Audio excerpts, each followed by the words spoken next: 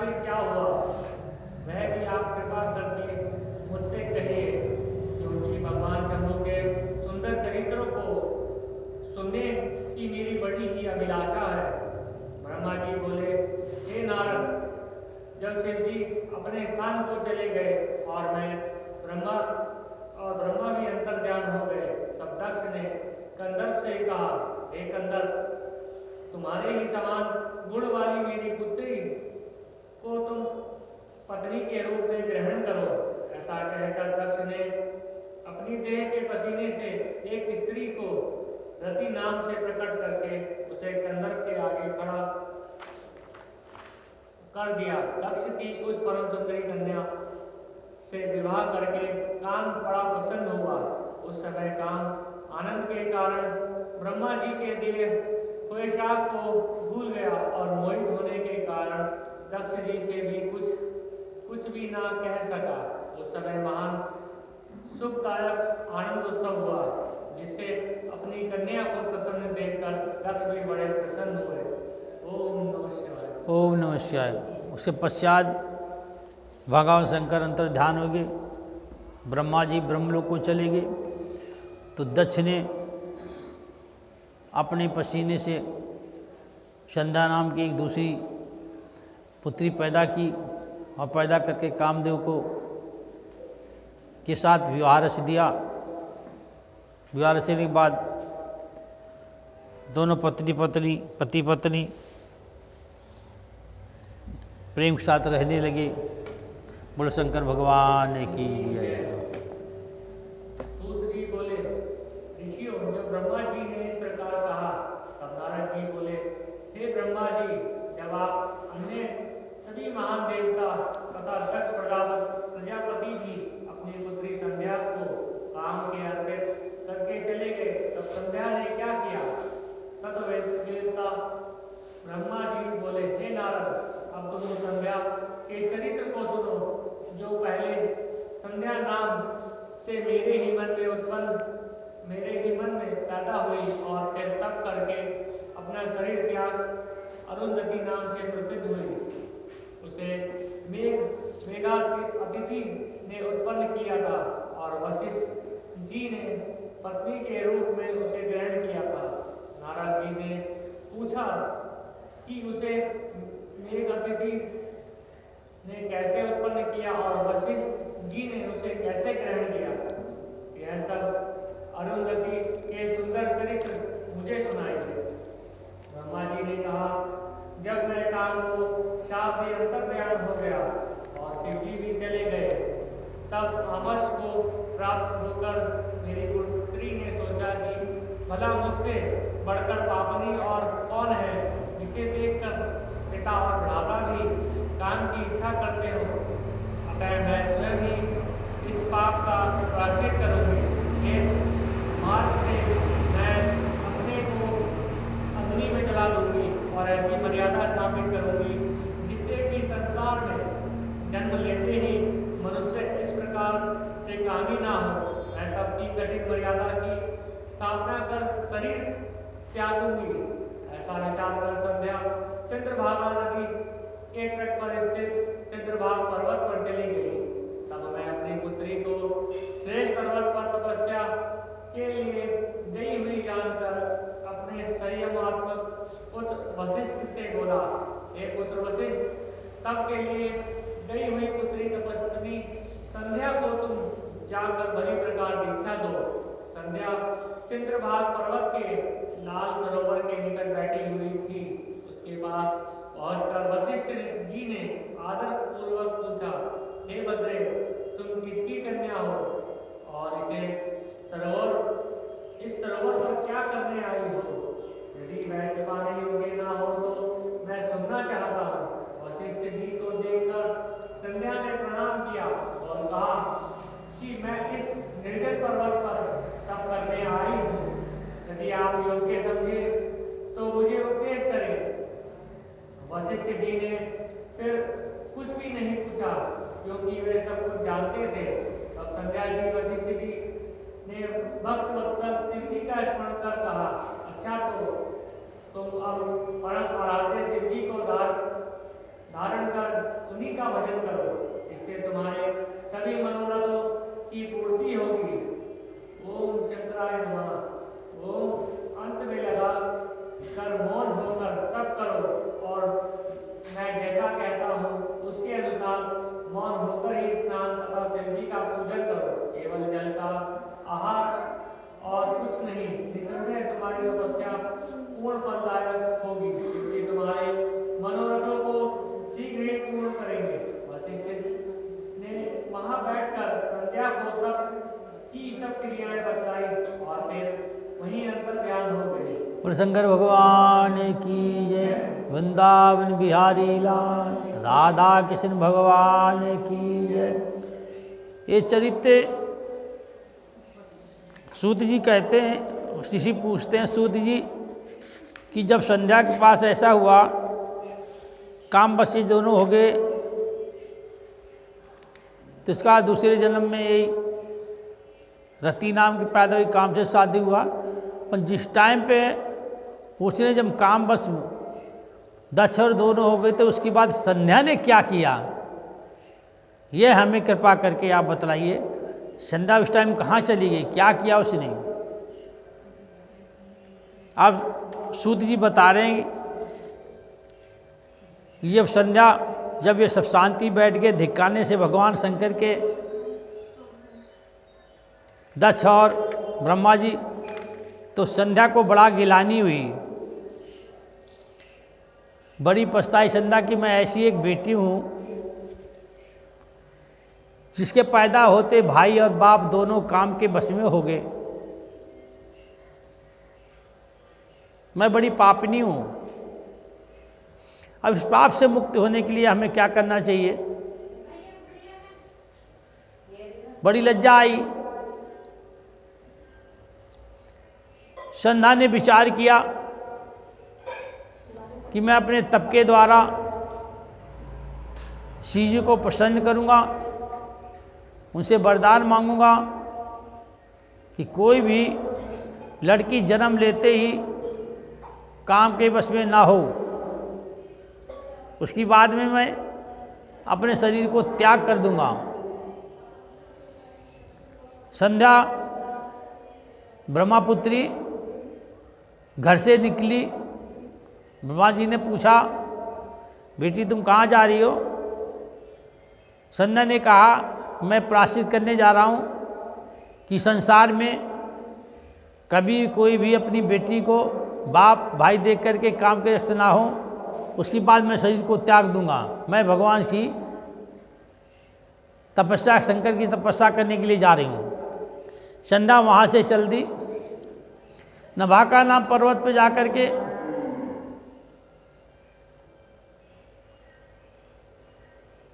तपस्या करने की बैठ गई।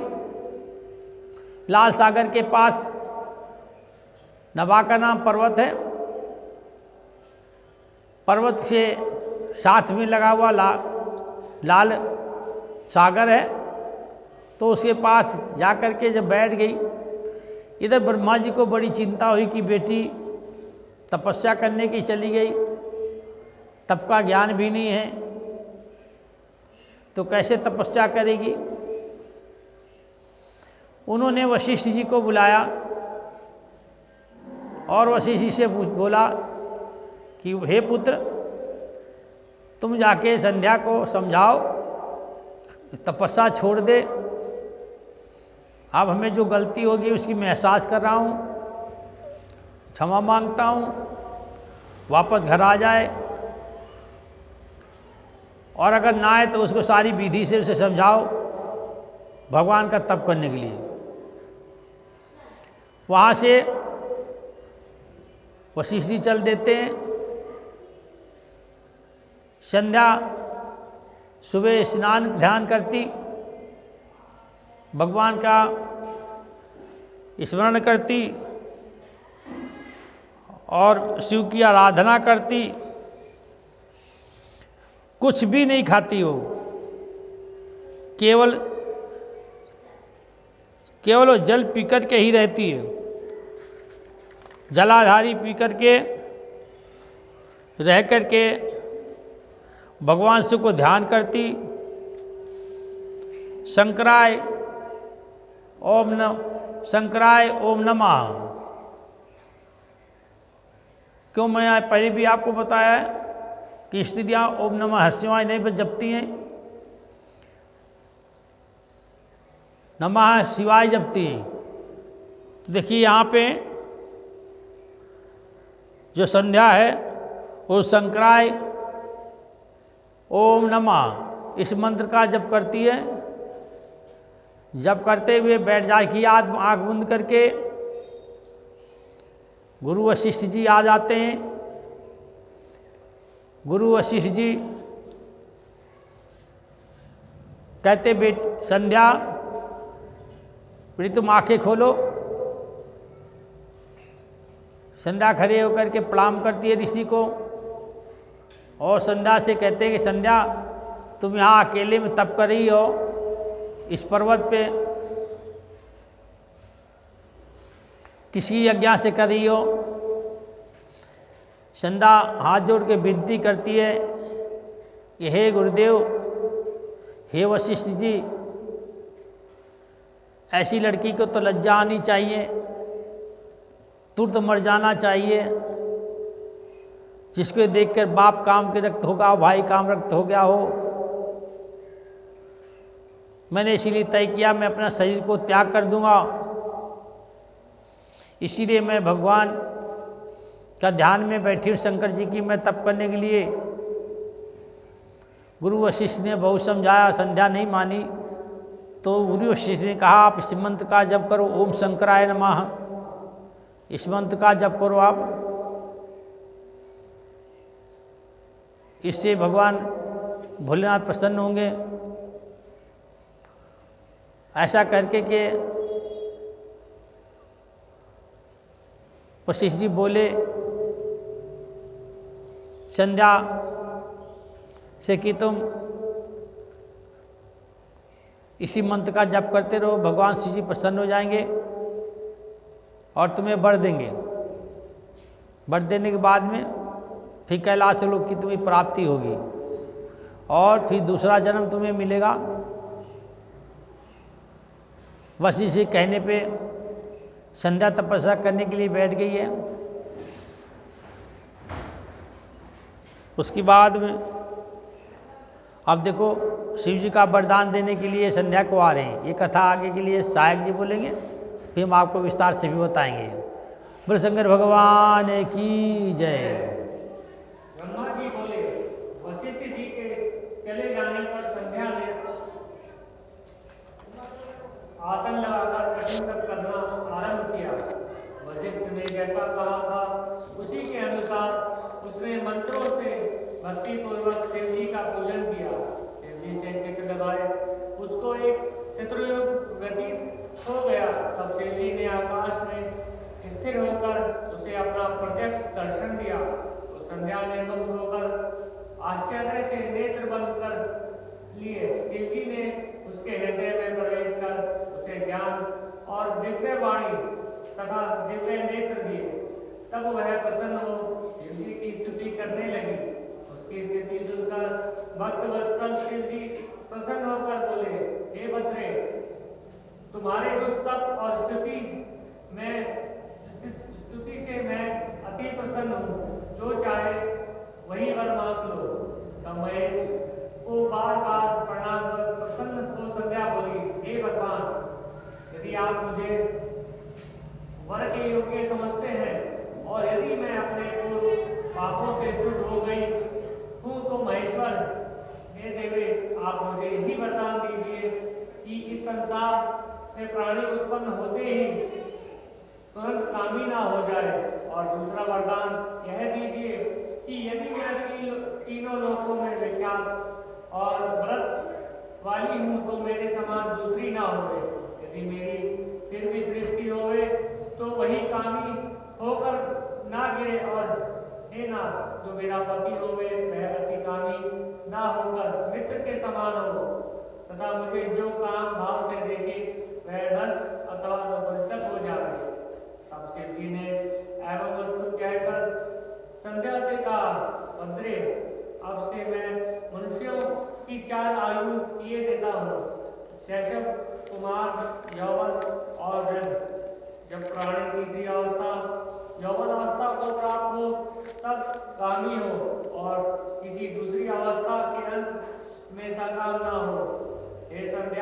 मेरे तब से मैंने यह मर्यादा जगत में स्थापित की है। अब कोई भी प्राणी उत्पन्न होते ही कामी ना हो सकेगा। साथ ही इस त्रिलोकी में ऐसी प्रतिभा को प्राप्त होगी जैसी कोई अन्य ना होगी। तेरे पति को छोड़ जो कोई अन्य तुझे सकाम भाव से देखेगा वह नपुंसक हो जाएगा। तेरा पति बड़ा भाग्यशाली और सात तक जानने वाला होगा। जो वर तूने मांगा वह मैंने दिया। अब मैं तेरे पूर्व जन्म की बात कहता हूँ। तेरा अग्नि में जलकर शरीर त्यागना निश्चित है। देख, मेघादिति 12 वर्ष से एक यज्ञ कर रहे हैं जिसकी अग्नि बड़े जोर से जल रही है। तू उसी जलती हुई अग्नि में सीधी प्रवेश कर जा। इसी पर्वत के नीचे चंद्रभागा नदी के तट पर तपस्वियों सदा का सागर आश्रम है, जिसमें मेघादि की क्रिया के तुझे जैसा स्वामी चाहिए उसका मन में संकल्प करके तू अपने इस शरीर को अग्नि में गिरा दे। जब तू 4 युग के पश्चात सतयुग व्यतीत होने पर पुनः घोर तप करेगी, तब त्रेता के प्रथम भाग में दक्ष की कन्या होकर यथा योग्य ब्याही जाएगी। तेरे और भी बहुत सी बहनें होंगी जिनमें से तेरा पति दक्ष 27 कन्याएं तो चंद्रमा को देंगे, किंतु चंद्रमा उन सबको छोड़ केवल रोहिणी से बहुत प्रसन्न रहा करेगा। इससे क्रोधित हो तेरे पिता दक्ष चंद्रमा को श्राप दे देंगे और समस्त देवता तेरी शरण में आवेंगे। ऐसा कहकर शंकर जी अंतर्ध्यान हो गए। ओम नमः शिवाय। बोलो शंकर भगवान की जय। वृंदावन बिहारी लाल की, राधा कृष्ण भगवान की जय। गुरु वशिष्ठ जी संध्या को बता करके मंत्र दे करके चले गए। चले जाने के बाद में चंद्रभागा नदी तट पे तपस्या कर रही है। सुमेर पर्वत पे साथ में है चंद्रभागा नदी निकट में, वहाँ पे तपस्या कर रही है। पर पर्वत जुड़ी इसलिए सुमेर पर्वत बोला जाता है। तो चंद्रमा तपस्या करने के लिए बैठ गए। उस मंत्र को जो वशिष्ठ जी बता गए उसे जप रही करते हुए ध्यान योग में बैठ करके संध्या ने भगवान शिव को याद किया, मंत्रों का जप किया। भगवान शिव प्रकट हो गए। होकर के संध्या से बोले, बेटी वर मांगो, तुम किस लिए तपस्या करी हो, मैं तुम्हारी तपस्या से प्रसन्न हूँ, अब तुम वर मांग लो। संध्या ने उठ करके भगवान शिव को प्रणाम किया, हाथ जोड़कर माता से दंडवत किया। उसकी बाद बोली कि हे भगवान भोलेनाथ, मुझे वो वरदान दीजिए जिससे कोई भी लड़की संसार में जन्म लेते ही कामी ना बने, माता पिता और भाई कामी ना बने उसे देखते ही। मैं यही वरदान मांग रहा हूँ कि काम के बस में ना हो। भगवान भोलेनाथ कहते हैं, हे संध्या, मैं तुम्हें वरदान देता हूँ कि संसार में भी जो भी बच्ची पैदा होगी वो काम के बस में नहीं होगी। हम उसके जीवन में 4 अवस्था पैदा करता हूँ। बचपन का तो है ही, बचपन में काम ही नहीं होगी, केवल जवानी में काम ही होगी वो। उसकी बाद में 20 अवस्था में भी तक रहेगी वो, बुढ़ापे में कामी कम हो जाएगी। जन्म लेते कामी कोई भी लड़की नहीं होगी। माता पिता और भाई कभी भी उसको अपनी बेटी को काम की दृष्टि से नहीं देखेंगे। ये हम तुम्हें वरदान देते हैं। संध्या ने कहा, मैं हम शरीर त्यागना चाहती हूँ। भगवान भोले कहते हैं, यहाँ से थोड़ी दूर मेघा ऋषि आश्रम है, वहाँ आप जाएंगे। वह अरुंधति नाम की, मेघा ऋषि आश्रम में एक अरुंधति नाम की साध्वी है, वो यज्ञ कर रही है। आप यज्ञ में जाकर के आप ऐसे चुपचाप जाएंगी, और जब यज्ञ पास पहुँचेंगे तो तुम्हारे को, जिसका तुम ध्यान करेंगे आप कि ये मेरा पति हो, ध्यान करके अग्नि में प्रवेश करेंगे, वही तुम्हारा पति होगा। शरीर को त्यागेंगे। दूसरा,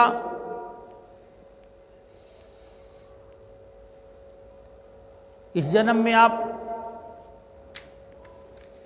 जन्म लेंगे, फिर दोबारा तुम्हारे साथ शादी वही आदमी करेगा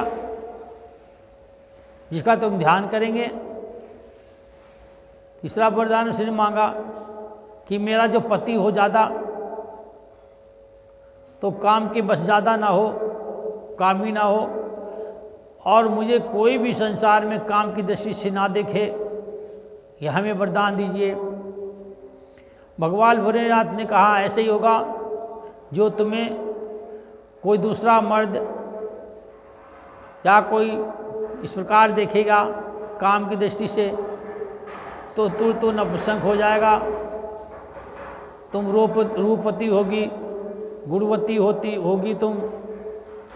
यही वरदान दे करके संध्या को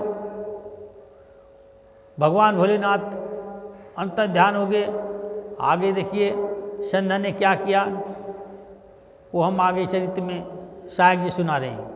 बोलो शंकर भगवान की जय। ब्रह्मा जी बोले, हे नारद जी, जब संध्या वहां से उठकर मेघातिथि के यज्ञ में पहुंची, परंतु वहां उसे किसी ने नहीं देखा। तब वह अपने उपदेष्टा ब्रह्मचारी वशिष्ठ जी का स्मरण कर उन्हें ही अपना पति स्वीकार कर यज्ञ की बढ़ी हुई अग्नि में कूद पड़ी।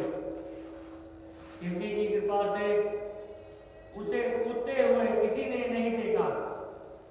अग्नि ने उसके शरीर को जलाकर सूर्य मंडल में प्रवेश कर दिया। सूर्य ने उसके शरीर के विभाग कर अपने रथ में स्थापित कर लिया, और जिसके ऊपर का भाग रात्रि और दिन के बीच में होने वाला प्रातः काल और संध्या हो गया, और उसका शेष भाग पितरों की प्रसन्नता के लिए दिन का अवसान वाली संध्या हो गया। अरुणोदय के साथ ही प्रातः संध्या और सूर्यास्त होते समय की लाल कमल के समान साय संध्या होती है। उसके प्राण को दयालु शिव जी ने अपने दिव्य शरीर में स्थापित कर लिया। उधर जब यज्ञ की समाप्ति हुई तो ऋषियों ने तृप्त सुवर्ण के समान कांति वाली उस कन्या को अग्नि में पड़ा देखा। उसे मेघातिथि ने प्रसन्नता से यज्ञ के लिए विधिवत स्नान कर भली प्रकार गोद में रख लिया, और उसका नाम अरुंधति रखा। शिष्य रहित उसका अपने आश्रम में पालन करने लगे। जब वह 5 वर्ष की हुई तो ब्रह्मा, विष्णु और महेश ने आकर ब्रह्मपुत्र वशिष्ठ के साथ उसका विवाह कर दिया। पतिव्रताओं ने श्रेष्ठ महापतिव्रता अरुंधति वशिष्ठ जी को पाकर उनसे रमण करने लगी, जिसके द्वारा सतपादिक श्रेष्ठ पुत्रों की उत्पत्ति हुई। ओम नमः शिवाय। शंकर भगवान की। भगवान शंकर जब अंतर ध्यान हो गए वरदान दे करके, और कह गए थे कि तुम यज्ञ में जब कूदोगे तो जिसका तुम ध्यान करोगे वही तुम्हारा पति होगा। तो अब संध्या वहाँ से भोलेनाथ अंतर्धान हो गया। अब संध्या वहाँ से उठती है, मेघावती आश्रम तरफ चल देती है। तो बड़ी आहिस्ता आहिस्ता चलती है, धीरे धीरे जा रही है। और भगवान भोलेनाथ का वरदान दिया था, तुम जब अग्नि में कूदोगे तो कोई तुम्हें नहीं देख पाएगा। तो संध्या वहाँ से चल देती है, जाकर के मेघावती आश्रम में यज्ञ हो रही है। संध्या जी ने अपने गुरु वशिष्ठ को, यानी जो गुरु जी ने ज्ञान दिया था, ओम नमः शिवाय ओम नमः शिवाय ओम, इस मंत्र का जप करते हुए, तो संध्या ने धीरे धीरे जाकर जब यज्ञ में कूदी तो किसी ने नहीं देखा। और उस गुरु वशिष्ठ जी का ध्यान किया। जब गुरु वशिष्ठ का ध्यान किया तो संध्या ऊपर चली गई। सूर्य ने अपने रथ में ग्रहण कर लिया उसको। जो संध्या जब होती है, संध्या काल होता है, शाम के टाइम होती है, तभी से वो सूर्य लाल होता है। और संध्या यानी सूर्यास्त होता है, रात आती है, उसी टाइम का संध्या वक्त बोलते हैं। संध्या जो है टाइम दोनों वक्त आए, दिन जाता है, रात आती है, तो इसीलिए उसका नाम सूर्य ने संध्या रख दिया। फिर संध्या का वहाँ से जब सुबह अरुंधति अपने आश्रम में, लाइट चली है ना, और शंकर भगवान की जय।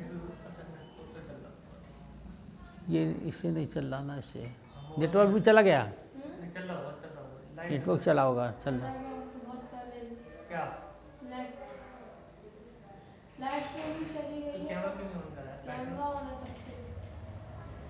ये दूसरे में भी यहाँ से नहीं होगा, इन्वर्टर कहीं चला होगा। कहाँ से लगा इन्वर्टर? इससे है, इसे देखो इन्वर्टर। हाँ, बोल शंकर भगवान की जय। फिर संध्या अरुंधति सुबह जब देखती है, ये तो इन्वर्टर से नहीं, ये इन्वर्टर से नहीं होगा ना। हाँ, लोड नहीं उठाएगा। तो देखती है सवेरे जब यज्ञशाला साफ करती है तो उसके अंदर में एक छोटी सी बच्ची पड़ी हुई दिखाई देती है। यहाँ यज्ञ के अंदर में सामग्री होनी चाहिए, उस सामग्री को जब हटाती है तो नीचे दबी हुई उस कन्या को प्राप्त करती है। आश्रम में रहती है। उसके बाद में जब विवाह अवस्था को प्राप्त होती है तो वशिष्ठ जी के साथ शादी हो जाती है। गुरु वशिष्ठ साथ में इसकी शादी होती,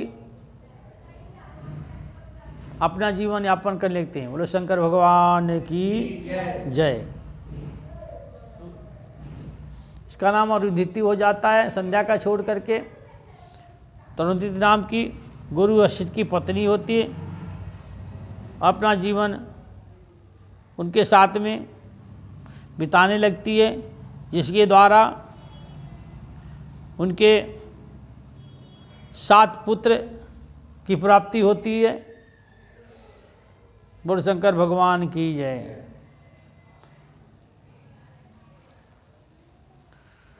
क्या करोगे, लाइट है नहीं, नेट भी बंद है। बड़ी देर बाद नेट बंद हुआ तो कैसे जा रही है लोगों के पास? उसमें जा रही है। नहीं वीडियो अभी बन जाती है, फिर जब खत्म होता है तो अपलोड कर देते हैं। चलो बोलो आगे फिर। सूत जी बोले, हे ऋषियों, जब इस प्रकार प्रजापति ब्रह्मा जी ने कहा, लाइट बंद कर दो जब तक। उनके वचनों को सुनकर नारद जी आनंद मग्न होते हुए बोले, हे ब्राह्मण, आपको धन्यवाद है कि आपने इस दिव्य कथा को मुझे सुनाया है।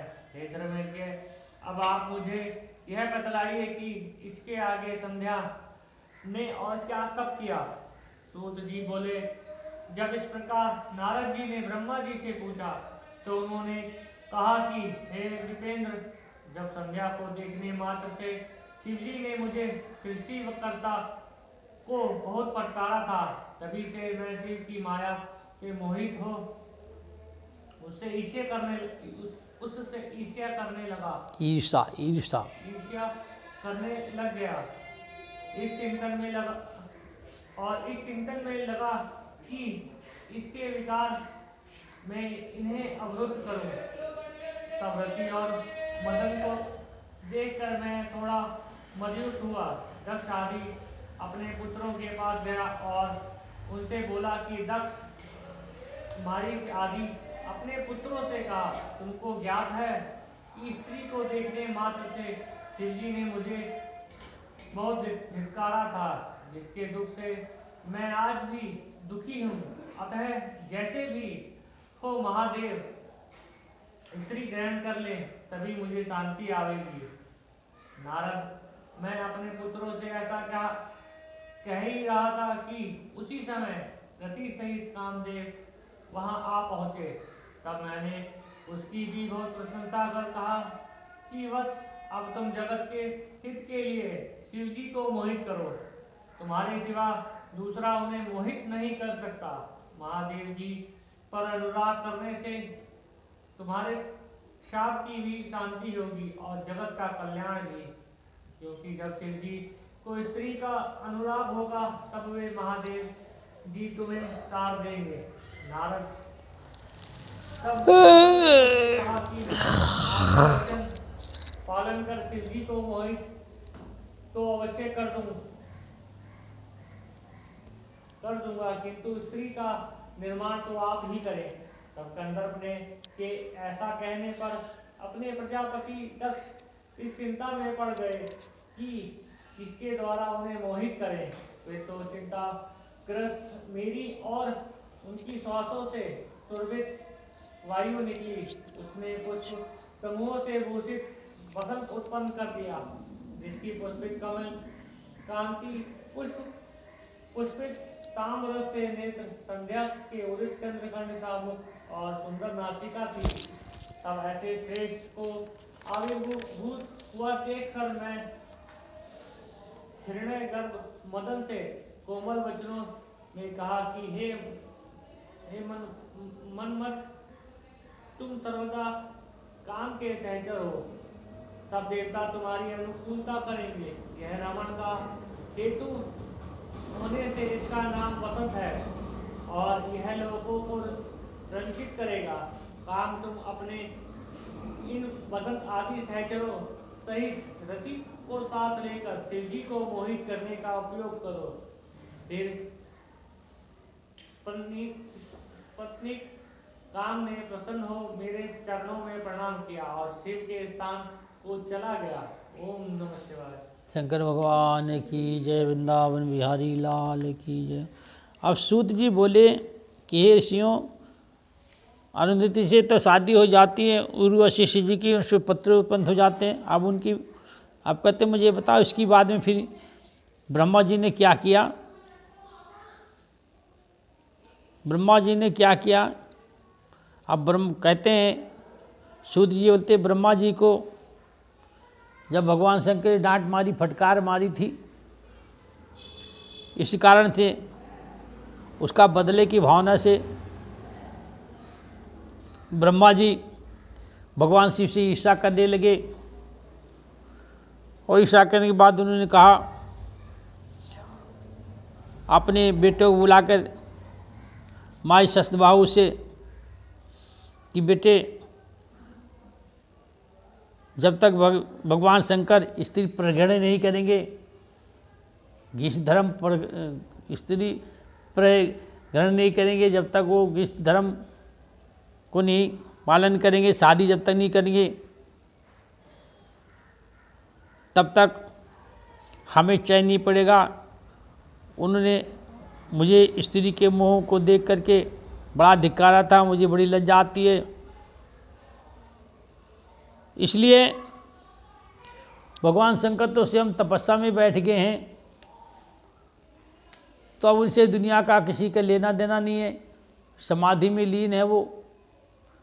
हम क्या करें पुत्र, जो भगवान शिव शादी करें,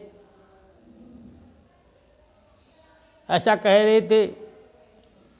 तब तक वहाँ पर कामदेव रति सहित दोनों विराजमान हुए। कामदेव को देखते हुए ब्रह्मा जी बोले, यही कामदेव, मैंने निश्चय कर लिया है कि भगवान शिव शादी करें, स्त्री प्रग्रहण करें, तभी हमारी मन को शांति मिलेगी।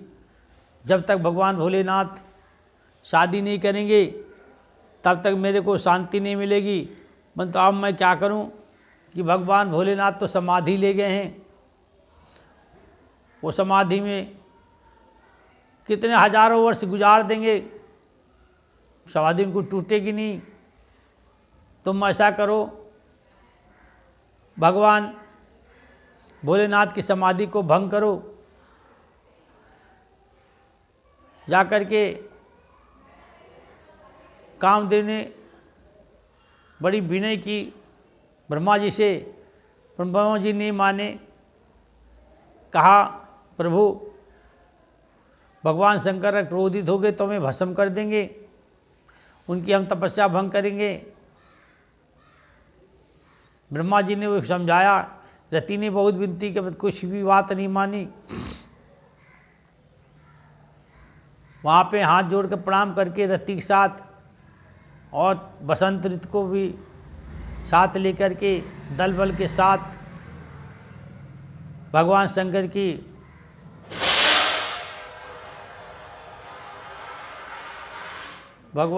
की तपस्या भंग करने के लिए कामदेव अपनी बीवी के साथ में चल देते हैं। बोलो शंकर भगवान की जय। चलो आगे। ब्रह्मा जी बोले, काम ने प्राणियों को मोहित करने वाला अपना प्रभाव फैलाया। बसंत ने भी उसका साथ दिया। रति के साथ कामदेव ने शिवजी को मोहित करने के लिए अनेक प्रकार के यत्न किए, जिससे सब जीव मोहित हो गए, परंतु गणेश जी सहित शिवजी वश में न आए। उसके सारे भक्त कर्म व्यर्थ हो गए। तब उसने उदास भाव से मेरे पास आ प्रणाम कर मुझसे कहा कि ब्राह्मण, मैं शंभु को मोहने योग्य नहीं हूँ और किसी की शक्ति नहीं है कि जो उन्हें मोहित कर सके। उसकी बात सुनकर मैं चिंतामग्न हो गया और बड़े दुख की श्वास लेने लगा। उससे बहुत से भयंकर वाली गण प्रकट हो गए। इन्होंने कोलाहल कर असंख्यों की संख्या में पटह अनेक वादों का बजाना और मार काटों का शब्द करना आरंभ किया और मुझे भी मारने दौड़े।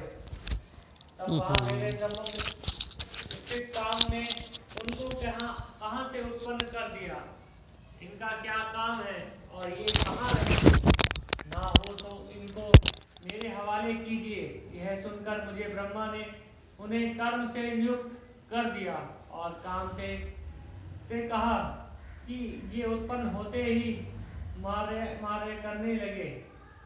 इनका नाम कुमार हुआ। काम, ये सर्वदा तुम्हारे वंश वृद्धि रहेंगे। मेरा वचन सुनकर रति और काम कुछ प्रसन्न हुए। तो मैंने उनसे कहा कि अब तुम फिर शिव जी को मोहित करने के लिए। काम ने कहा, मैं आपकी आज्ञा को अपना गौरव समझकर जाऊंगा अवश्य, किंतु यह निश्चित है कि उनको मोह नहीं होगा और मुझे वह है कि कहीं वे मेरे शरीर को भस्म न कर दे। यह कहकर काम अपने बसंत रति और मारगणों को साथ लेकर शिवजी के स्थान में गए और उन्हें मोहित करने के लिए बहुत से उपाय किए, किंतु वे परमात्मा शिव को मोहित ना कर सके। फिर वह काम लौट कर मेरे पास आया और मुझे प्रणाम कर बोला, हे ब्रह्मा जी, आप शिव जी को मोहित करने का उपाय कीजिए। शिव जी को मोहित कराने के लिए मेरे लिए संभव नहीं है। ब्रह्मा जी बोले, नारद, काम के चले जाने पर श्री महादेव को जो मोहित कर देने का मेरा अहंकार था वह भी चूर्ण हो गया, परंतु मैं यह विचार करता ही रहा कि क्या युक्ति करूं कि जिससे महात्मा शिव जी स्त्री ग्रहण कर ही ले। मैंने श्री विष्णु का स्मरण किया। पीताम्बरधारी श्री हरि शीघ्र ही मेरे पास प्रकट हो गए। मैंने उनकी गद्गद वाणी से स्तुति की। उससे प्रसन्न हो भगवान विष्णु मुझसे बोले कि विधे, कहो किस लिए मेरा स्मरण किया है। तब एक दीर्घ निश्वास लेकर हाथ जोड़ प्रणाम कर मैंने देवाधिदेव विष्णु जी से कहा कि मैंने रुद्र के सम्मोहन अर्थ सपरिवार मारगण और वसंत के साथ काम को भेजा था, परंतु सब निष्फल हुआ। तब श्री हरि जी मुझे बोले कि पिता, मैं ऐसा तुम क्यों कराना चाहते हो? पहले अपना सब विचार सत्य सत्य कहो, सत्य सत्य कहो। ब्रह्मा जी कहते हैं, तब मैंने कहा कि सृष्टि आरंभ में जब हुई और काशी से धर्म और मन से काम और देह से प्राणी उत्पन्न हुए, तब उस कन्या को देखकर मुझे मोह उत्पन्न हो गया और आपकी माया से मोहित होकर मैंने उस कन्या को कुदृष्टि से देखा। तब उसी महादेव जी ने आकर मुझे और मेरे पुत्रों को धिक्कारा, मेरे पुत्रों की समक्ष मेरी निंदा की। इसका मुझे बड़ा दुख है कि सब अब वह भी स्त्री ग्रहण करें, तब मेरा दुख दूर होगा और तब मैं सुखी होऊंगा। नारद मेरी ऐसी बात सुनकर मधुसूदन हंसे और अपनी वाणी से मुझे प्रसन्न करते हुए बोले, हे विदे, आप सब लोकों के कर्ता और वेद वक्ता होकर ऐसे महामूढ़ मति वाले क्यों हो गए? तुम शिव जी से ईर्ष्या त्याग दो। यदि तुम्हारे विचार से शिव जी को स्त्री ग्रहण करना ही है तो पार्वती के उद्देश्य से शिव जी का स्मरण कर तप करो। आपको उद्देश्य से अपने उद्देश्य से हृदय में पार्वती जी का ध्यान करो। यदि वह भगवती प्रसन्न हो जाएंगी तो तुम्हारे सब काम पूर्ण हो जाएंगे। वह सर्वगुण संपन्न पार्वती अवतार ले लोक में किसी की कन्या हो जाएंगी और वह शीघ्र ही शिव जी की पत्नी होंगी। इसके लिए दक्ष को आज्ञा दे दो कि वह तप करे, जिसकी भक्ति से पार्वती उसके यहाँ उत्पन्न हो जाएगी। तभी कहीं दक्ष के यहाँ सती नाम से पार्वती का नाम का अवतार होगा। विष्णु यह कह वह अंतर ध्यान हो गए। ओम नमः शिवाय। नारद जी बोले, विष्णु के चले जाने पर क्या हुआ? ब्रह्मा जी कहने लगे कि तब मैं सुबह प्रिय देवी दुर्गा का स्मरण करने लगा। मैं उन्हें प्रणाम कर यह कहता रहा, हे देवेश्वरी, मेरा कार्य करो। मेरी इस प्रकार की स्तुतियों से योग निद्रा चामुंडा मेरे समक्ष प्रकट हो गई। उनकी संजल सी क्रांति रूप सुंदर दिव्य, वह चार भुजाओं वाली सिंह पर बैठी हुई भक्तों को वर देने के लिए वर कलश हाथ में लिए चली आई। जब शिव जी रुद्र नाम से योगी हो कैलाश पर रहने लगे, निर्विकल्प और समाधि लगाकर तपस्या में लीन है, पत्नीहीन होकर भी विवाह नहीं करना चाहते। अतः जैसे भी हो आप उन्हें मोहित कीजिए।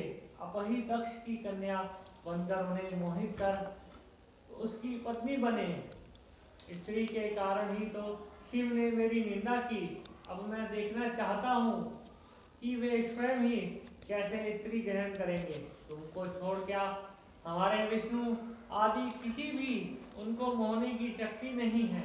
अतः आप दिव्य रूप धारण कर दक्ष की कन्या बन और योगी शंकर की पत्नी बन जाइए। क्षीर सागर की उत्तरी तट पर आपकी प्राप्ति के लिए दक्ष तपस्या कर रहे हैं। ब्रह्मा जी कहते हैं शिव मोहने का भाव आ गया और इसके लिए तुम मुझसे वह चाहते हो, भला निर्विकल्प शंकर को मोहने से तुमको क्या लाभ होगा? मैं तुम्हें सदैव उनकी दासी हूँ। उन्होंने तो भक्तों का उद्धार करने के लिए रुद्र रूप धारण किया है। ब्रह्मा जी कहते हैं, हे नारद, ऐसा विचार कर। देवी ने मन में शिव का स्मरण किया। फिर शिव जी ने की आज्ञा पाकर दुर्गा बोली, ब्राह्मण, तुम्हारा कथन सत्य है। शिव जी को मोहने वाला कोई नहीं है। मैं भी इसकी शक्ति नहीं रखती। मैं इसका प्रयत्न अवश्य करूंगी कि जिससे शिव जी मोहित हो स्वयं ही विवाह कर ले।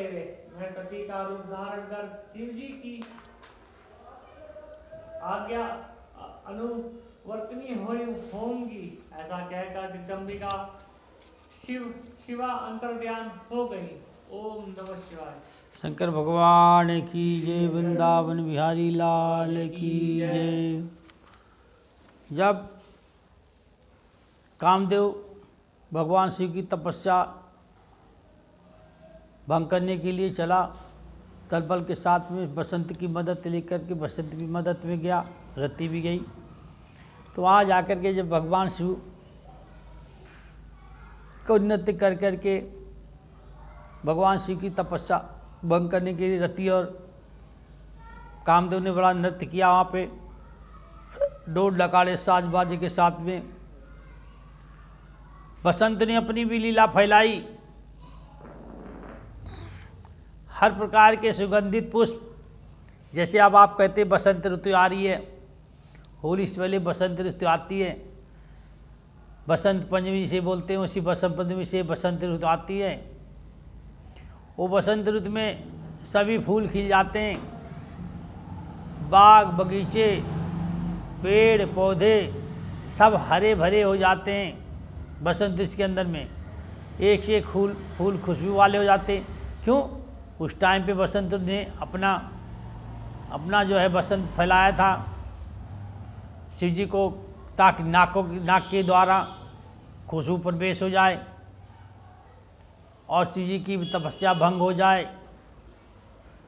परंतु बसंत भी अपना प्रभाव खूब दिखाया, जो आज बसंत आप यहाँ भी देखते हैं। अब देखते हैं बसंत ऋतु के अंदर में बड़ा आनंद हो जाता है। जहाँ निकलते हैं आप, किसी पार्क में चले जाएं तो आनंद ही आनंद आ जाएगा। आप पहाड़ियों पे चल जाएं, आनंद आ जाएगा कि बसंत की कृपा होती है। यही बसंत शुरुआत वहीं से होता है जहाँ भगवान शंकर को बसंत रिझाने की कोशिश करता है। तो बसंत भी परेशान हो गया। रति नृत्य कर करके भगवान शंकर को रिझाने की कोशिश दोनों करते रहे। दोनों थक के बैठ गए। तो जो ही बसंत ने सांस लिया, उनके सांस के द्वारा में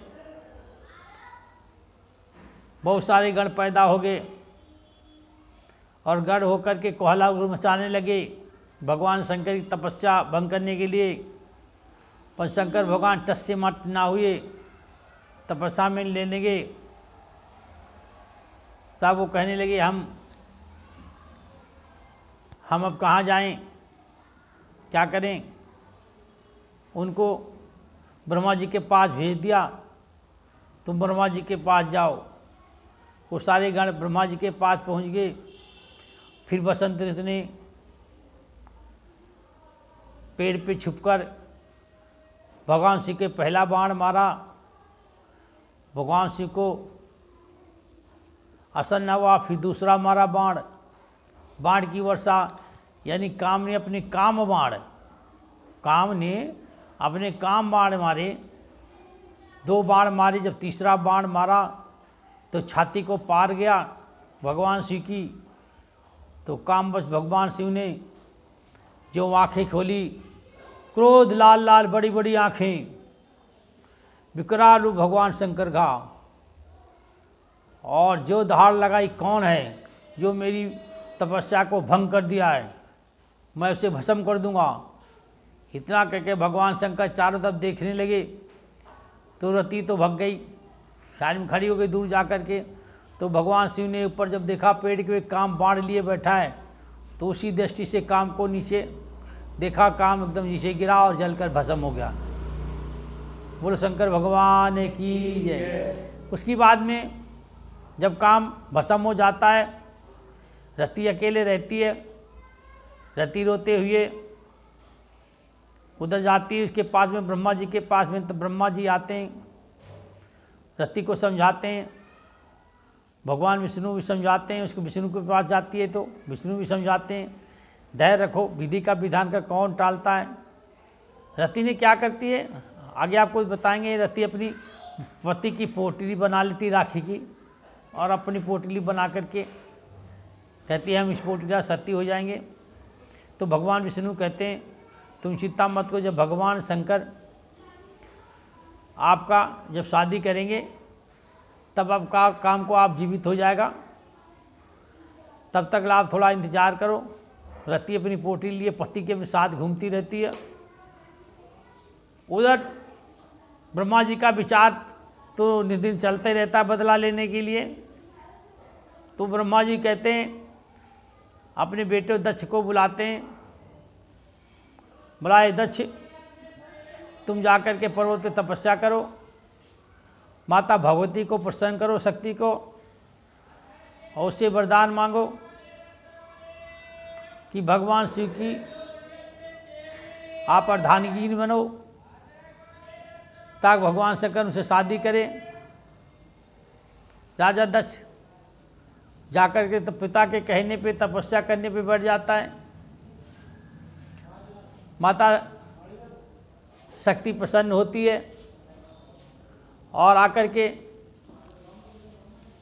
दक्ष से वर मांगने के लिए कहती है। राजा दक्ष वर मांगते हैं कि हे माता, आप अपना एक स्वरूप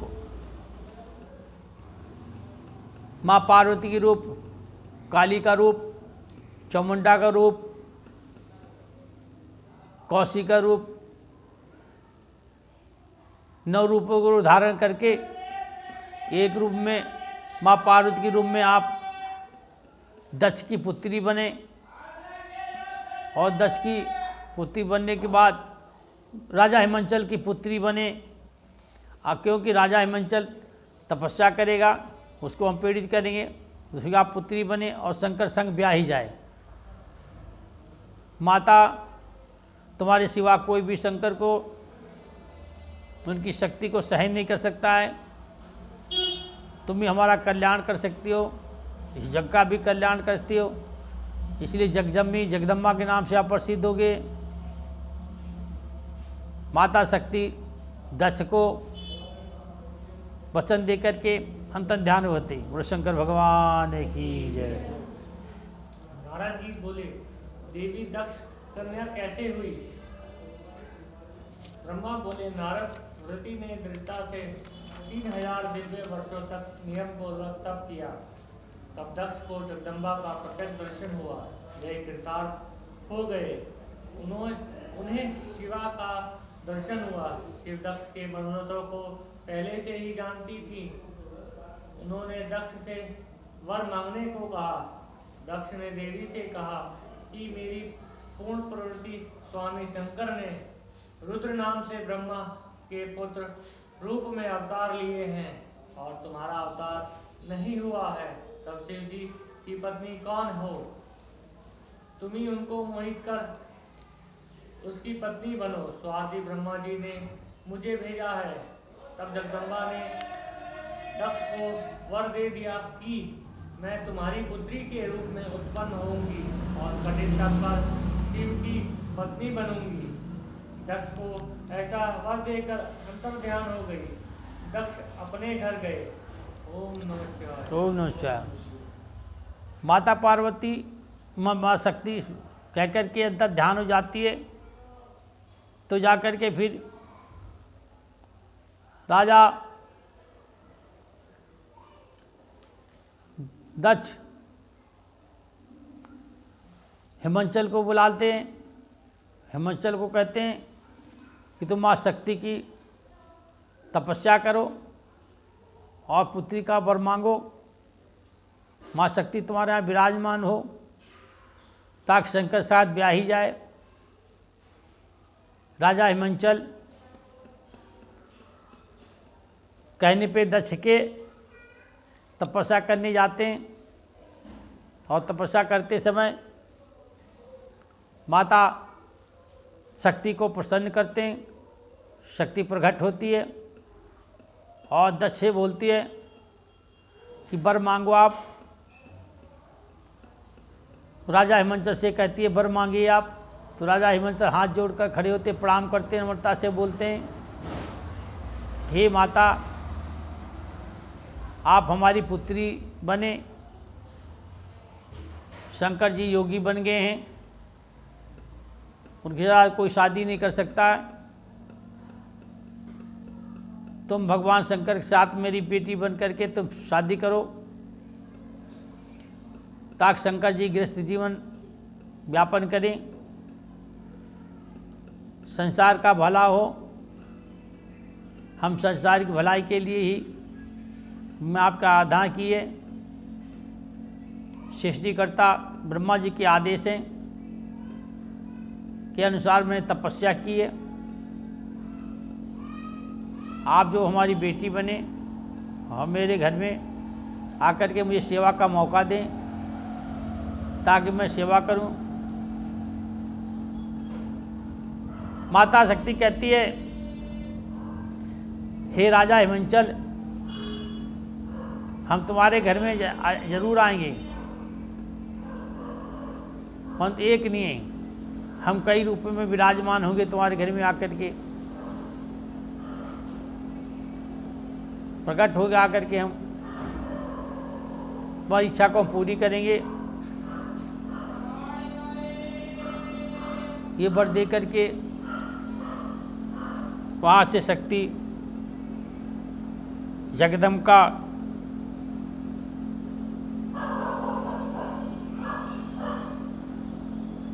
चली जाती है।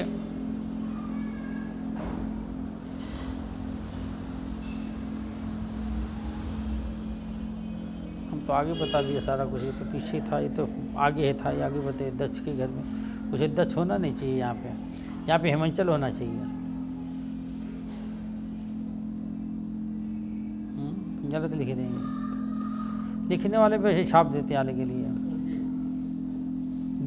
राजा हिमांचल अपने घर चले जाते हैं और माता पार्वती का कुछ समय बाद जन्म होता। आगे कथा शायद जी सुनाएंगे। ब्रह्मा जी बोले, नारद, दक्ष ने घर जाकर बहुत सी मानसिक सृष्टि की, परंतु जब उसमें विकास न हुआ तब उन्होंने मुझसे पूछा, तो मैंने उपाय बतला दिया। दक्ष ने पंचजन से उत्पन्न कन्या को अपनी पत्नी बनाया। मेरे पुत्र मैंथुन धर्म स्वीकार किया। फिर वीरणी की कन्या से विवाह किया, जिस वीरणी से उन्होंने हर्षभ नाम वाले 10,000 पुत्र उत्पन्न किए। उन पुत्रों से उन्होंने दक्ष सृष्टि बढ़ाने को कहा। वे पुत्र सृष्टि की चिंता में पूर्व दिशा की ओर समुद्र संगम पर तप करने चले गए, परंतु नारद, तुमने प्रकट होकर बहका दिया। वे प्रभु भक्ति त्याग निवृत्त उपासक बन गए। तब दक्ष ने पंचजन्य से सबलाशव नामक 1000 पुत्र उत्पन्न किए और वे भी अपने पूर्व भाइयों के ही अनुवर्ती हुए। दक्ष फिर पुत्रों के घर न लौटने पर दुखी हुए। इस बार उन्हें ऐसा आघात पहुंचा कि उन्होंने तुम्हें दुष्ट कहा, और जो उसी समय बहुत से देवता वहां गए थे, उनके सामने ही दक्ष ने तुम्हारी बहुत निंदा की और यह शाप भी दे दिया कि तूने पृथ्वी पर मेरे पुत्रों को बहकाकर मेरा आकाश किया है, इसलिए तेरे चरण पृथ्वी पर कहीं स्थिर ना रहेंगे। तुमने निर्मल मन से उस शाप को ग्रहण कर लिया। ओम नमः शिवाय। शंकर भगवान की ये फिर इधर क्या होता है? ब्रह्मा जी बोलते हैं नारद से, दक्ष को जो सृष्टि रचने की रचना विकास करा तो उन्होंने अपने बेटे से बोला तुम जाकर के तपस्या करो, जाकर के माँ शक्ति की। फिर दक्ष ने वहाँ तपस्या की और उन्हें अपनी बेटी का बनने का मांगा कि तुम्हारी बेटी बनो। दक्ष ने भी माता ने आकर के प्रकट होकर दक्ष को वरदान दिया। वरदान के अंतर ध्यान हो गई। दक्ष ने वीरी नाम कन्या से जो विवाह हुआ था, उन्होंने हर्षित स्व नाम का 10,000 पुत्र पैदा किए दक्ष ने और कह दिया कि जाओ हमारे भाई नारद से ज्ञान ले लो और मर्त लोग में जाकर के शादी करो, शादी करके बच्चे पैदा करो षष्ठी में जाकर, ताकि षष्ठी के का उद्धार हो। मंत्र शक्ति के द्वारा आप बच्चे पैदा करो, षष्ठी को बढ़ाओ। उसके बाद में वो ऋषि नारद पास 10,000 चले गए। जाने के बाद नारद देव ने कहा तुम कहाँ षष्ठी पंथ के लिए मृत्युलोक में जाओगे, भूलोक में शादी करोगे, बच्चा पैदा करोगे, शादियाँ करोगे, उनके लालन पालन पोषण करना, पूरी ज़िंदगी पड़े रहोगे, करते रहोगे, नाना प्रकार के दुख पाओगे, कभी कोई बीमारियां, कभी कपड़े, कभी बीवी की साड़ी, कभी ब्लाउज, या हर प्रकार से आप सेवा करते रहेंगे। आप मोह पास में फंसे, कभी तो मुक्ति नहीं मिलेगी। 10,000 के 10,000 वापस चलेंगे। वहाँ पे दक्ष रास्ता देखने की नारद से उपदेश लेकर के वापस आएंगे, परंतु वो भी नहीं आए। उसकी बाद में उन्होंने षष्ठी बढ़ाने के लिए वो पूर्व दिशा को चले गए। उसकी बाद में दक्ष ने पुत्र और 50,000 पुत्र पैदा किए, उनको भी बहका के भेज दिया। उसके बाद में 60,000 पुत्र पैदा किए और नारद की उपदेश लेने की भेज दिया। नारद के उपदेश देकर उनको भी ऐसे बहका दिया। उसके बाद में दक्ष को बड़ा क्रोध आया, क्योंकि जब वो 60 के 60,000 वापस आकर दक्ष से बोले कि हम षष्ठी पे, हम पृथ्वी पे नहीं जाएंगे, हम शादी नहीं करेंगे, हम बच्चे पैदा नहीं करेंगे, हमें तो मुक्ति चाहिए और वो हमें मुक्ति मिलेगी नहीं मृत्युलोक में जाने के बाद में, तो इसीलिए हम मृत्युलोक नहीं जाएंगे। दक्ष का आदेश ना मानने के बाद उन्होंने श्राप दे दिया 60 के 60,000 को कि जाओ तुम्हें श्राप देता हूँ मैं, तुम्हें कभी मुक्ति नहीं मिलेगी। ये श्राप पा करके 60 के 60,000 बड़े परेशान व्याकुल हो गए। उधर ऋषि नारद जी सामने आए और नारद, तुमने हमारे पुत्रों को बहकाया है, मैं तुम्हें श्राप देता हूँ, कभी भी तुम्हारा षष्ठी पे पैर नहीं रुकेगा, तो एक जगह बैठ नहीं पाओगे, एक जगह रुक नहीं पाओगे। नारद को श्राप दे दिया दक्ष ने। यही जो हम आगे को कथा बढ़ाते हुए आपको बता रहे हैं कि यही 60,000 पुत्र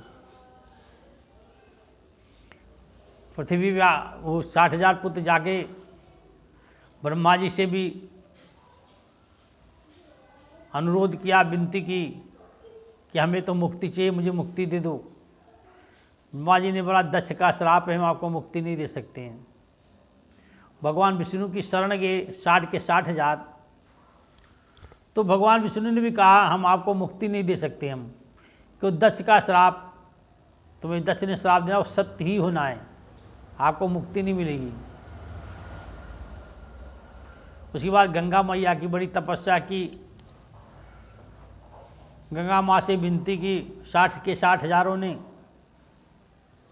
गंगा ने माँ ने कहा कि हे पुत्रों, हम भी तुम्हें मुक्ति नहीं दे सकते, पर मुक्ति का मैं एक उपाय जरूर बता सकता हूँ। आपके एक बार तो आपको पृथ्वी पे जन्म लेना ही पड़ेगा, आप पृथ्वी पे जरूर जाएंगे। आप जाएंगे और जन्म लेंगे।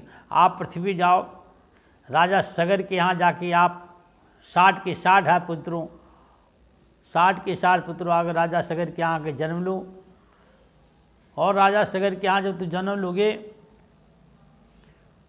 तो सगर राजा यज्ञ रखेंगे, अश्वमेध रखेंगे, उनके द्वारा तुम यज्ञ का घोड़ा जब इंद्र चुरा करके पाताल लोक ले जाएगा, वहाँ कपिल मुनि के आश्रम में बांध देगा यज्ञ का घोड़ा। तुम सारे के सारे ढूंढते यज्ञ का घोड़ा कपिल मुनि के आश्रम में जाओगे, और जाकर के जब वहाँ उद्दंग मचाओगे पूरी तरीके 60 के 60,000 तुम कपिल मुनि को प्रताड़ित करेंगे, मारेंगे आप। तो कपिल मुनि क्रोधित होकर के और तुम्हारे को 60 के 60,000 को जला देंगे, भस्म कर देंगे तुम्हारे को। उसके बाद में आज के राजा सगर का एक पुत्र असमंजस बच जाएगा, वो ढूंढते कपिल मुनि की आश्रम में पहुंचेगा। कपिल मुनि को प्रणाम करके दंडवत करके उनसे नम्रता से बड़ा बोलेगा। वहाँ देखेगा 60 की 60 लाशें अलग अलग जल रही हैं, चिताएं पड़ी हुई हैं, आश्रम पूरा भरा हुआ है। असमंजस उपाय पूछता है, बड़ी मुश्किल से बताते हैं ऋषि कपिल मुनि, ये तुम्हारे 60 के 60 भाई हैं, हमने भस्म कर दिया है।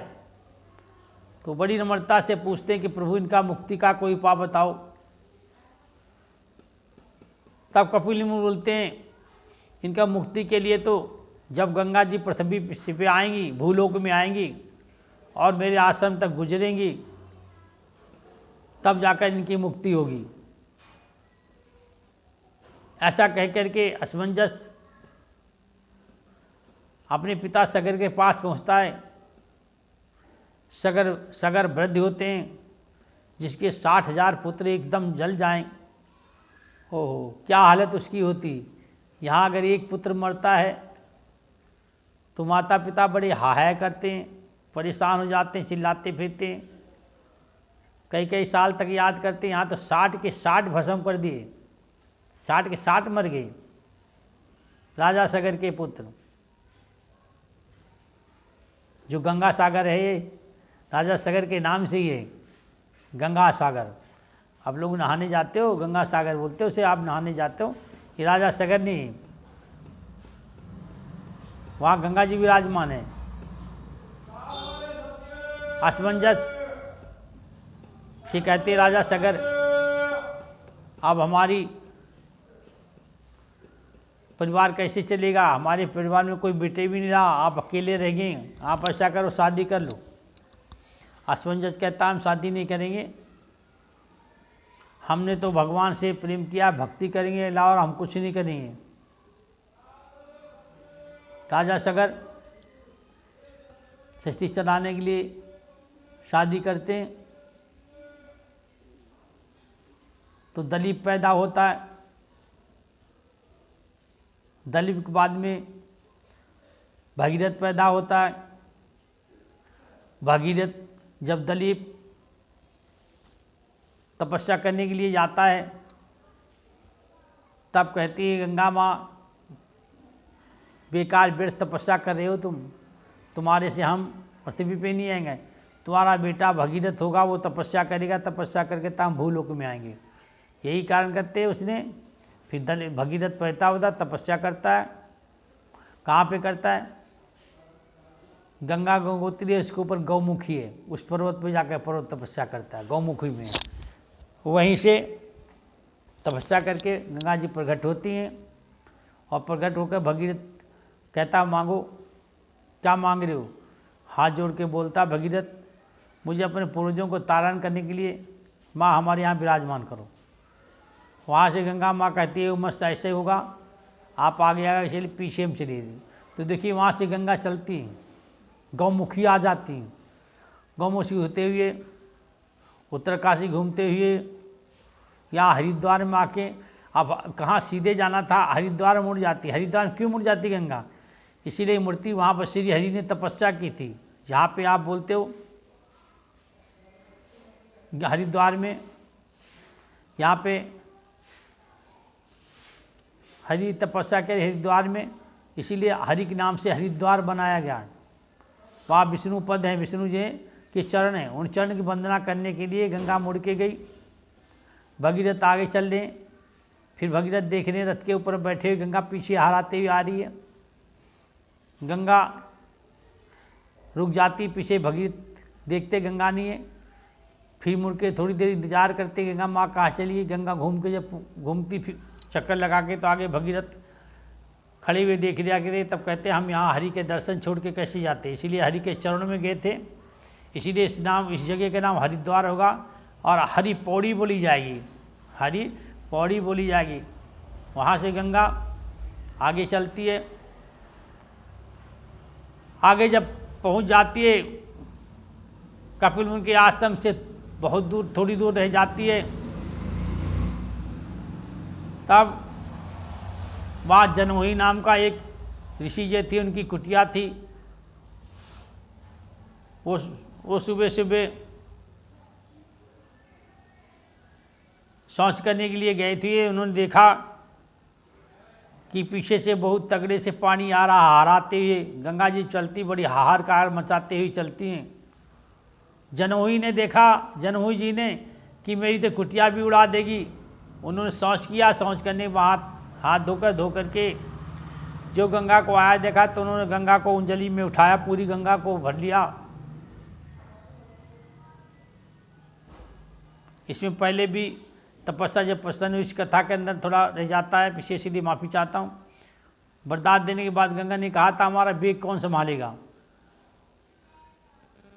उन्होंने फिर कहा जी हमारा बेग जब हम आकाश से चलेंगे और सरातल में चली जाएंगी, तो उन्होंने फिर भगवान शंकर की तपस्या की। शंकर ने अपनी जटाओं के अंदर रख लिया। शंकर फिर तपस्या की तो एक बूंद गंगा फिर चली वहाँ से। अब यहाँ जनमोही जी ने क्या है, हाथ में उठाई है, उठा के पी गए गंगा को। भगीरथ पीछे घूम के मुड़ के देखते हैं कि गंगा माँ नहीं दिखाई दे रही हैं। बड़ा परेशान हुए, तब तक देखा कोई व्यक्ति भी यहाँ नहीं है। तो एक देखा वहाँ जनमोही जी बैठे हुए थे कुटिया में, अपनी कुटिया के पास में बाहर खड़े हुए थे। उन्होंने हाथ जोड़कर पूछा, बोला प्रभु यहाँ पर माता गंगा आ रही थी पीछे से, वो कहाँ चली गई, क्या आप कुछ बता सकते हो हमारे? तो जनमोही जी ने बोला वो तो मेरी कुटिया उजाड़ देती, इस कारण मैं उसको पी डाला है, अपने पेट में रखी पूरी गंगा। देखिए ऐसे ऐसे ऋषि होते हैं जो पूरी गंगा माँ को इतनी बड़ी उन्होंने उठा के एक चुल्लू में बना करके अपने मुंह में पी गए।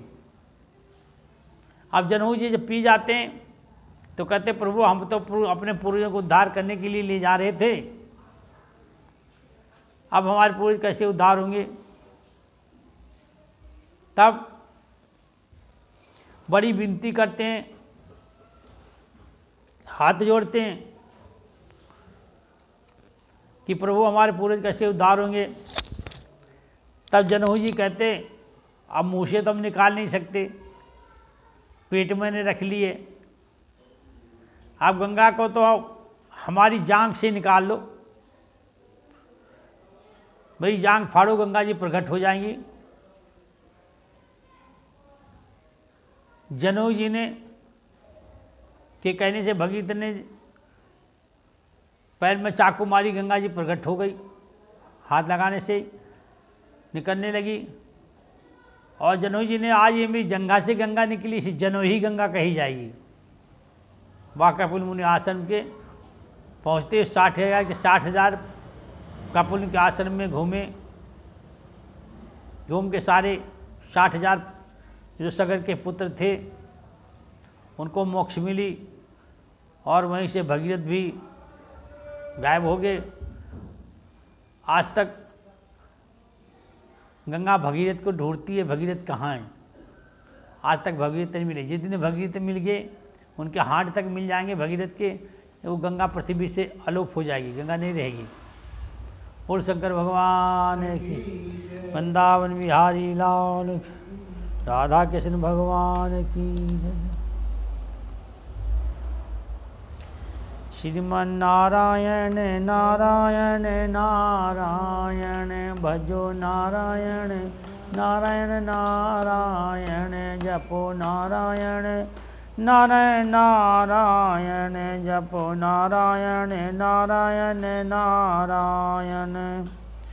लक्ष्मी नारायण नारायण नारायण, लक्ष्मी नारायण नारायण नारायण, जपो नारायण नारायण नारायण। शंकर भगवान की जय, वृंदावन बिहारी लाल की जय, राधा कृष्ण भगवान की जय। मैंने ये कथा आपको सुनाई, दान साहब सुने ताक कल्याण की कथा है। यहाँ पे दक्ष ने 60,000 कन्या सहित यहाँ सती का जन्म दिया। कथा पीछे भी सुनाए गए हैं, ये कथा आगे भी अब फिर आ गई दोबारा से। ब्रह्मा जी बोले, हे मुनिराज, मैं पुत्र दत्त के पास गया और उन्हें समझाकर उनका शोक, कहते हैं जो पुत्रों को चले गए थे उन्होंने षष्ठी ने ऋषि थी, तो ब्रह्मा जी कहते मैं पुत्र को अपने पास दक्ष को समझाने गया, बेटे जो होगा उसे भूल जाओ, शोक मत करो। और मैं क्रोध को, क्यों नारद को साफ दे दिया, क्रोध को शांति रखो, क्रोध शांति रखो। फिर दक्ष ने क्रोध शांति किया और स्त्री फिर कहा कि तुम दोबारा सृष्टि रचने की कोशिश करो। तो अब उन्होंने स्त्री के गर्भ से सुंदर कन्याएं जन्मी। दक्ष ने अब कन्याओं, उनकी बीवी बिरहणी ने कन्या जन्मी। धाम में उनका 60,000 उन्होंने कन्या जन्मी। बिरहणी ने उत्पत्ति की, उसे धर्म से उनका विवाह किया। 10 कन्या धर्म की 13वीं। दक्ष ने धर्म को 13 कन्या दे दी। कश्यप को जो दिए 2 कन्या दी हैं, भूता सिंह को और कस्वा को और शेष गरुण को दे दी, जिनकी संतान से 3 लोक भर गया। कन्या की उत्पत्ति के समय दक्ष ने अपनी स्त्री के साथ माता शक्ति जगदम्बा का मांगा और शिव के मन में ध्यान करके उनकी स्तुति भी की थी कि तुम्हारा शिव के साथ ध्यान हो, तुम्हारा ब्याह हो। अनेक कीड़ा करने वाली परमेश्वरी सबको मोहित कर अपने पिता इस प्रकार बोले जिससे उनकी माता भी ना सुन सके। इतने आराम से बोले दक्ष जो मांग रहे हैं कि आगे वो माता भी नहीं सुन पाए कि पिता क्या मांग रहा है। मांगा। देवी ने कहा, हे प्रजापते, तुमने कन्या के लिए पहले जो वर मांगा है, मेरी आराधना की है, उसके अनुसार तुम्हारा अभीष्ट सिद्ध हो जाएगा जो तुमने वरदान मांगा है। तुम तप जा कर के तप करो। तो दक्ष से ऐसा कह कर के देवी शक्ति जगदम्बा माया से बल भाव धारण कर माता के पास जाकर बैठ गई। और रोने लगी तो उसके रुद्र का सुनकर संभव से बहुत सी स्त्रियां आ गईं और दासियां भी बड़े प्रेम से आईं। उस असंख्या कन्या शिवा का रूप लेकर के सारी स्त्रियां हर्षित हो गईं तथा सारे नगरवासी जय जय करते शब्द सुनाई लगे। दक्ष ने उसका नाम उमा रखा। बिरहणी की माता ने विविध उस कन्या का संस्कार करवाया, स्थापन यानी दूध पिलाया, विधान से उसे दूध पिलाया।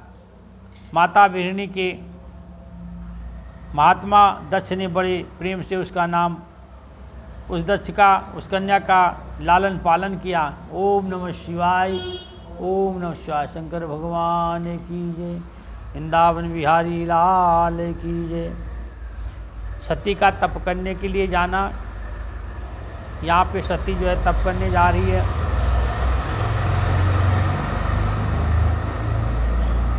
ब्रह्मा जी बोले, जब सती कुमार अवस्था में बाल अवस्था को त्याग करके जवान अवस्था में आई प्राप्त हुई, तब उसके पिता दक्ष उसके विवाह की चिंता करने लगे। तब तो पिता के मन में यही बात जान करके सती अपनी पिता के पास जाकर के शिव की प्राप्ति के लिए स्वयं इच्छा प्रकट करने लगी। शिव जी की प्राप्ति के लिए माता ने तप करने के लिए माता से यज्ञ मांगने लगी। माता तो बहुत प्यार करती थी। माता ने कहा, घर में ही तुम तप कर लो, शंकर की आराधना घर में आरंभ कर लो। वहाँ जंगल में कहाँ जाओगे, अकेली रहोगी, कौन तुम्हारी रक्षा करेगा। जंगल के अंदर में तुम कहाँ महलों में पली हो, लाड़ प्यार में मखमल पे चली हो। जंगल में जाओगे कांटा लगेंगे, धूप लगेंगे। इसलिए भगवान शिव की तपस्या आप घर में, आराधना आप घर में कर दो, आरंभ कर दो। अश्विनी मास के नंदा तिथि में गुड़ चावल और नमक से सती ने शंकर भगवान का पूजन आरंभ किया। गुड़ से, चावल से, नमक से। सती ने नंदा तिथि वाले दिन अश्विनी तथा उस दिन से पहला पूजन भगवान सती ने प्रारंभ कर दिया। 12वां महीने की समाविधि पूजा की ओर भोग लगाया। फिर उस नंदा व्रत को समाप्त कर सती अन्यासा भाव से शिवजी की आराधना करने लगी। मैं विष्णु सहित, ब्रह्मा जी कहते हैं, मैं शिव जी की आराधना करने लगी। विष्णु जी सहित सब देवता साथ लिए सती की तपस्या देखने गए। शिव जी के ध्यान में मगन सती देवताओं की दूसरी सिद्धि की समान दिखाई पड़ती थी। फिर सब देवता सती को प्रणाम कर शिवप्रिय कैलाश को चले गए। दक्षिणी सहित विष्णु जी चले और सावित्री भी चली ब्रह्मा जी की पत्नी सहित शिव के पास पहुंच गए और वहाँ शिव को देख चकित हो गए। सबने हाथ जोड़ करके स्तुति कर द्वारा शिव जी को बड़ी स्तुति की। ओम नमः शिवाय। चलो बंद करो, 1 बज गया है ना। आनंद नहीं आता। एक तो अकेले ऑनलाइन वाले सुन ले होंगे, बाकी पब्लिक होता है तो अच्छा लगता है थोड़ा।